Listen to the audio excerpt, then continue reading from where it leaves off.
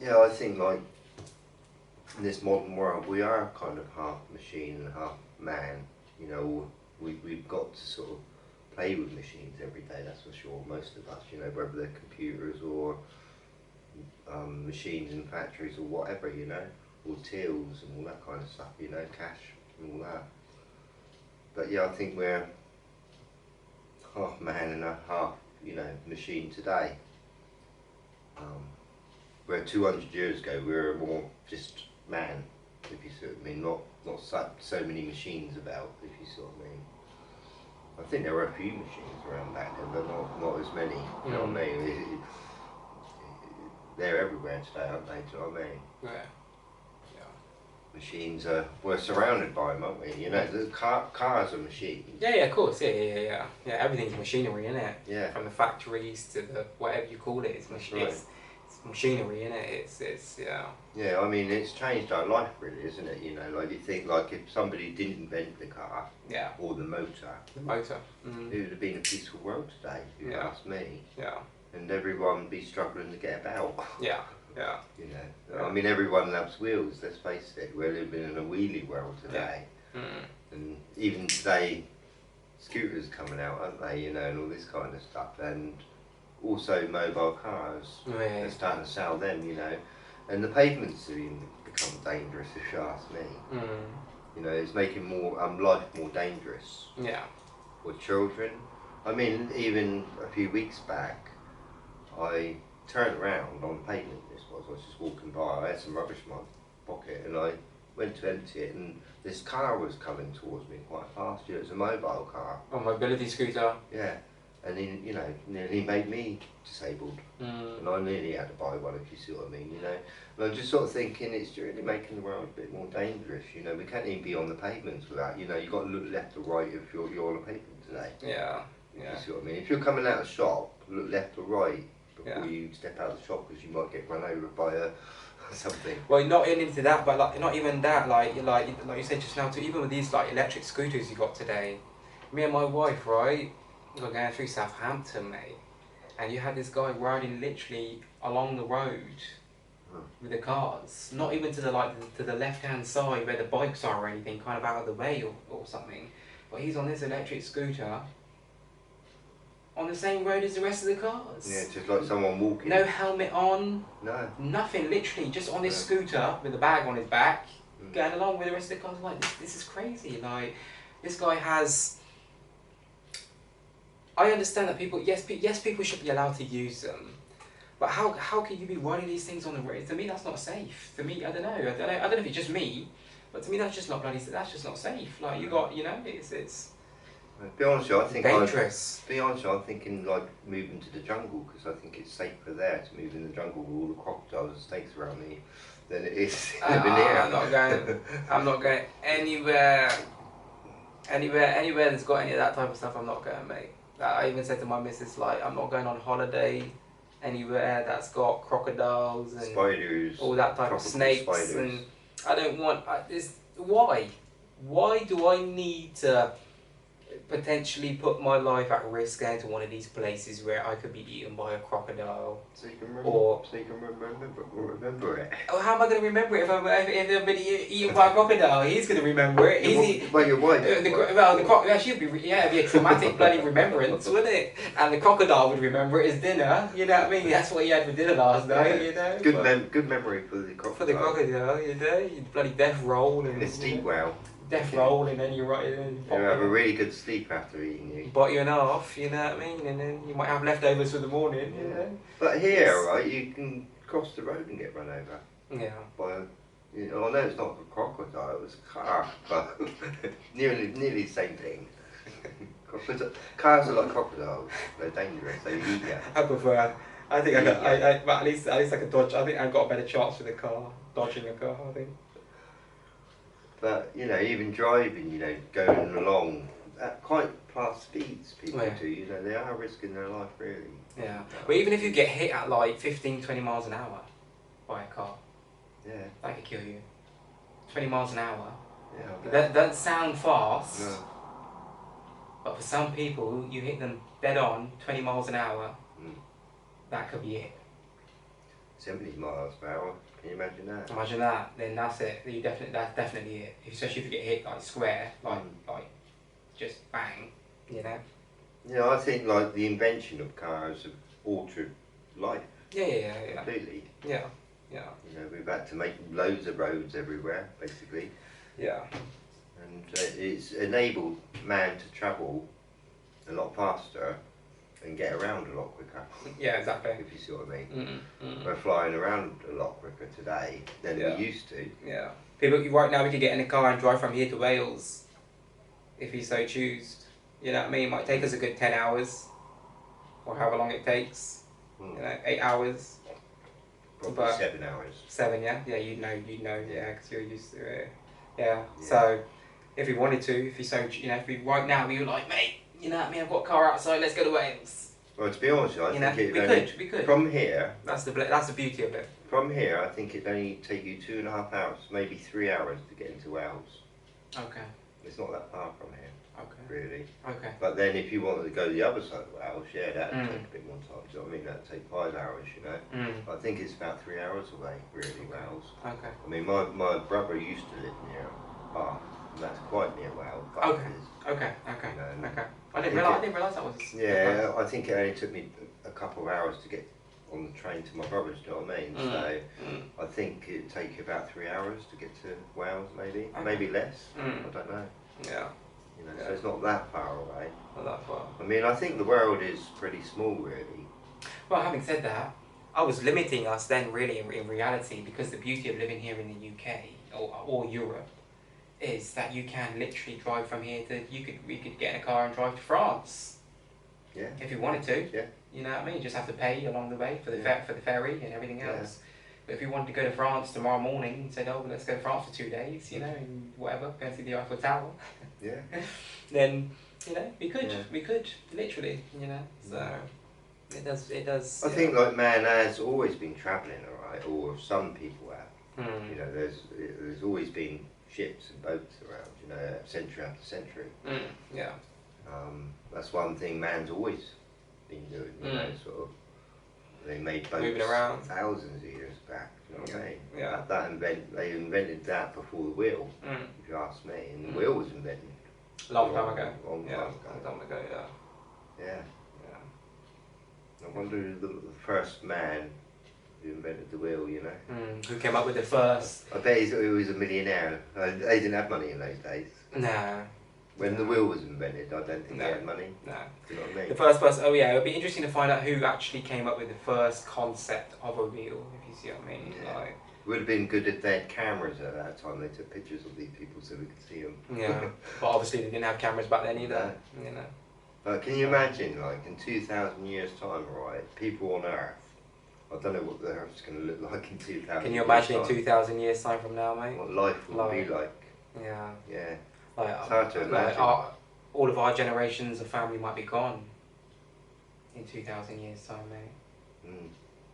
If you think about it, like most people, let's say, live to 100. Everyone lives to 100. 2,000 years, mate. Well, I wonder who's going to win the First World War. Well, we'll soon find out, I'm sure, because the Americans have just sent bombs to Ukraine. Oh, right, have they? They've just sent. Apparently, they're sending cluster bombs to the Ukraine to help them with their war. So who knows whether or not Russia or whoever else would view that as a threat. Who knows, mate? Isn't it funny that we're just living our lives, and you know. That's another funny thing that to understand, really. You know, I've just been born, whatever, and I'm quite a grown-up person now, and it's just difficult to understand why people are making big bombs that can really destroy, do a lot of destruction to even a lot of innocent people. You know, and I just can't work. You know, I'm a bit of a mathematician. You can't work the logic out, can you? No, I can't work the maths out. You know, why are we creating a nuclear bomb for one? You know, to destroy the whole Earth. Yeah, exactly. What's the point? You know, what's the point? What's the point of creating something that you know could potentially wipe out humanity? Yeah. Unless these people have built all these underground bunkers, these rich people, and they know that when this nuclear bomb drops off, they'll all be safe.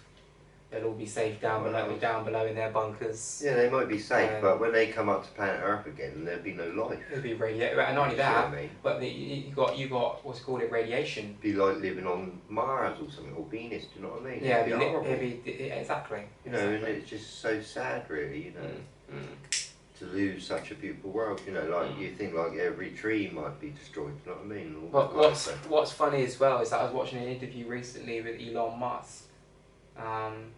And obviously he's a very intelligent person, whatever, you know, runs multiple successful businesses, and got doing all sorts of things, if you see what I mean, very, you know, very credible guy. And even he mentioned that in an interview. He was like, this guy was asking him about all his next ventures and everything else that he was looking to pursue and what he wanted to do next and all that type of shit. And he said, yeah, I would like to do all these different things, but he said, hopefully World War III doesn't happen, you know, beforehand, you know what I mean? Before he's able to do all these things that he wants to do, you know. So even he said that, funny enough, you know. I think it's you know, how serious is this thing actually getting? You know, it's. I sometimes look at history, you know. I have been studying it a bit, and I look every decade. The world has been at war. You know, going back in the past, you know, Second World War, First World War, then you have 100-Day War. You know, they name every war a different name.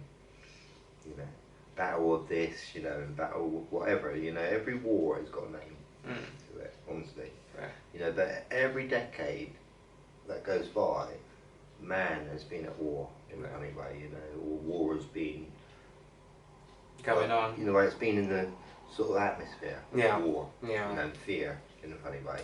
You know, decade after, I'm talking about thousands of years. Oh yeah, for sure, Decade after decade, right? Man has been fearing in a kind of way, one way or another. You know, and that's one difficult thing I think about life itself. You know, having the knowledge, you know, sort of like born as a child, you don't really know aware of war at all, really, are you? You know, and then you grow up and you realise, the world's at war. You know, and I think that makes life a little bit sadder. You know, you think, why ain't it happy? You know, why aren't we all living in a happy world, or why can't we share it in a kind of way? Or and it's funny that you say that too as well, because as my son's getting older now, where he's 11, he's becoming more aware of what's going on in the world and things of this nature. Because obviously at school they sometimes discuss these things or whatever else the case may be, or he might see something or hear something or whatever. And he was asking me about it the other day. He was asking me about this war that's going on now and what's happening. And did you say I don't know? But I kind of just told him the truth, to be very honest. But I said to him, like, everything that I tell you, you can't always repeat either, because some people aren't ready to hear as well either.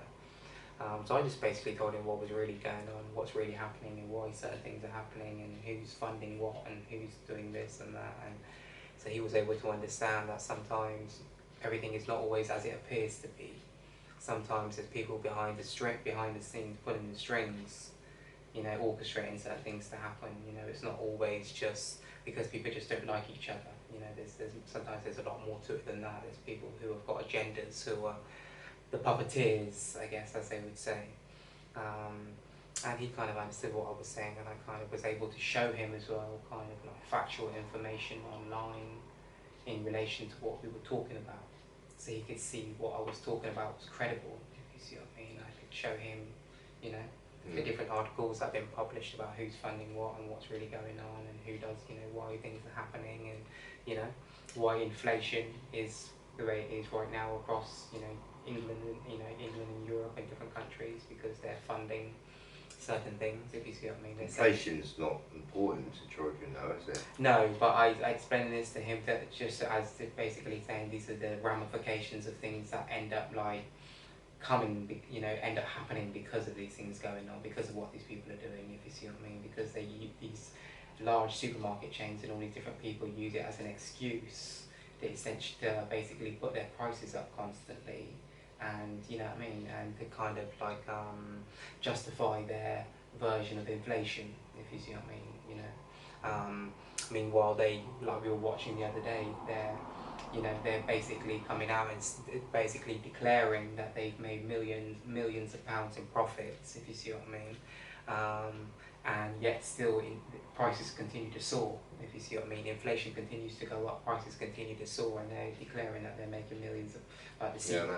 You know. Yeah. So I watched a documentary about it. You know. it's all connected. You know. So basically, what I was trying to say is I was teaching my son about all this kind of stuff, and so that when he gets older, he can understand too, and see the world for what it really is too. If you see what I mean, I don't want him to just grow up thinking that everything that he sees and watches and hears. I tell you what, I wouldn't mind. I've got 2 sons. I wouldn't want them going to war. Or my daughter. Joining the army. Yeah, likewise, yeah. I wouldn't want them to join the army because I don't believe in war. You see. Yeah. I just believe that people getting sent to war and they wear different uniforms and they get sent to kill each other. They're told by bosses. They're told to hate each other, aren't they? Yeah. You know, and that's what I think. You know, we're all humans here. You know, and to me, I love it when I see, say, on stage, a lot of different children or even adults, right, from all parts of the world, right, dancing on stage together. You know, like you've got one Chinese woman, one Swedish woman, one African woman. They're all dancing on stage. You know, I love it. You know, I love our world in every way. You know, I love that we've got India. That's diverse. I love that, you know, the fact that we've got Africa and all this, and we've got all these different cultures in our world. That's what makes it beautiful. You know, I find it a bit sad, in a kind of way, that we can learn one language. I think that's coming in the future, that we're going to learn one language that we will all understand. You know what I mean? And one religion. Does it mean that we all, you know? Well, I think that's what they're pushing for sure. Well, I think that's what they would. An ideal society for the people that, you know, the people that are in charge. That would be. I think, like with banks, for instance, like banks. I've noticed that a lot. Say a decade ago, there was a lot more banks about. Yeah. But they slowly merged together. Yeah. See? And it's the same with everything, right? It's becoming one. One entity. It might be one company one day. Do you know what I mean? Run the whole show. Yeah. If you said me, I don't know. You know, I mean, you think about it. Like, I don't know how many super rich people there are. I mean, say the 10 richest people in the world, right? Yeah. So are they going to carry on getting the money, you know, and we're all going to get poorer because there's no limit, right? No sort of saying, oh, you can't have that much money, for goodness sake. Do you know what I mean? We can't tell them off and say, no, you're not allowed to have that much money. But they're actually winning the jackpot, and the money keeps going into these people's hands, these rich people's hands, right? And we're kind of all being sucked dry in a kind of way, you know, like there's no water. In a kind of way, you know, money is the same as water in a way, you know. And it feels like a bit of a Cold War with this shutdown, doesn't it? Like it's everyone, you know, the price of living's gone up, and there's more stealing for one, you know, in life. You know, people are going in the shops because they can't, you know, they've got so much money, and they're actually because they're hungry. Hunger is one thing that will make people drive people to war. Oh yeah, of course. Yeah, no doubt about that. Yeah, I mean. for sure. Or it will drive them to do bad things. Yeah. You know, like not necessarily bad things. What's wrong with a hungry person jumping over a fence and eating some apples from an apple tree? Yeah. What's wrong with it? You know, but some people would put that person in jail. Yeah. You know, because there's a fence there. Yeah. And that's my tree. Yeah. You know, I own that tree now. You're not allowed to take any apples from it. So you got to go to prison now. Yeah. And that's the world we're living in. Yeah. You know, that's what I think's gone wrong. Somebody's a few thousand years ago basically said he owns the city, he owns the whole land here. And if you want to live here, you're going to have to rent it out to me or whatever, you know, or give me some money for that house, you know. And that's sort of like evolved to this modern day today. That system. Yeah. You know, that somebody a long time ago sort of said, all right, I own this land here, and you got to rent it. Yeah. You know, and it was all to do with paperwork as well, or you know, and that's how it started. You know what I mean? The landlord. Yeah. Yeah. Yeah. The lord of the land. And the peasants. And the peasants. Yeah. Peasants actually means a person that doesn't own anything. Yeah. Only land. that's what peasant actually means or something. Yeah. Mm. So if you don't own, if you're renting basically, like I am, I'm a peasant. You know, I'm not a landlord. You know, so I don't like that. I don't like people being lords. Yeah. I don't like, you know, I wish we lived in the world with no lords. No aristocracy. Exactly. Yeah. You know, we're all lords. We're all human beings. We're all kings and queens. We are. That's right. You know, it kind of angers me that I'm born in such a pathetic world. If you know, the system is completely, you know, silly sometimes. You know, like even the police that we've got in the UK, they're a little bit like they look at everyone as criminals in a kind of way. You know. And, you could be taking a photograph of a police station, they'll arrest you for it, you know. Yeah. And it's just over the top, you know, and it's just, I just feel like there's not enough common sense with people, or there is you know, a lot of people know that this is pathetic, this system, but they're not changing it or something. Or, well, I think a lot of people, mate, are so caught up in their own lives and everything else that they've got going on, and some people, they kind of want change, but they're not willing to do anything towards making any change, if you see what I mean. Or they feel like no matter what they do or say, it won't make any change, if you see what I mean. So there are a lot of like-minded people. That's why we even see, like even in the last 18 months, 2 years, there's been people demonstrating in London more than ever before in recent history, if you see what I mean. Loads of people, thousands of people coming out for different marches and rallies and different things, saying we're not happy about this, or we're against this, or we don't want this, or we refuse to accept this. Some people actually laying down on the roads, oil, you know, against oil, and just stopping all the traffic. That's what I'm saying. So right, like literally for the last 2 years, there's been people protesting constantly in London, whether it be to do with the shutdown or other things that were going on. Or, I mean, that's another reason why the price of living going up, you know, because these people keep sort of demonstrating on the roads, hauling up the traffic, hauling up all the lorries as well. In Dover as well, you know, all over the place. You know, and it's put the cost of living up, you know, because it just has. You know, I think people have to do overtime because of it and all that, you know, because, you know, they're getting stuck. It gets stuck, taking longer. And what do? If you can't physically remove someone from, you can't, if the police don't physically remove them. Say you're a truck driver and they're laying down in front of your truck, you know what I mean, and refusing to move and got their barricade up, the only people that can really come and do something about it is you can't do something about it really yourself. You have to call, I don't know what you do. Well, obstructions against the law. You know, and I sometimes see these demonstrate, you know, on YouTube, these demonstrate. They're on the road or whatever, laying down on the road, just standing there, and they're all bibbing their horns and they're all getting angry, you know, all these drivers, you know, because they want to get home or, you know, get on with their travelling. And then the police arrive, right, and they're really soft with them. I can't believe how soft they are, you know, because sometimes I see them really rough, you see, with, you know, like with people filming, okay? If you're filming the police station, they get really quite upset, yeah, you know, they can put handcuffs on you in no time, you know, but these people, they're a little bit, they don't hang, you know, they just say, get off the road. Yeah, they're very... We'll handcuff you or whatever. Yeah, they're very... I just think, I don't know, what I've seen anyway. It seems a bit strange. It seems a bit strange, It's a little bit strange, you know, that's all. Like it's orchestrated. Yeah, I don't know, you know.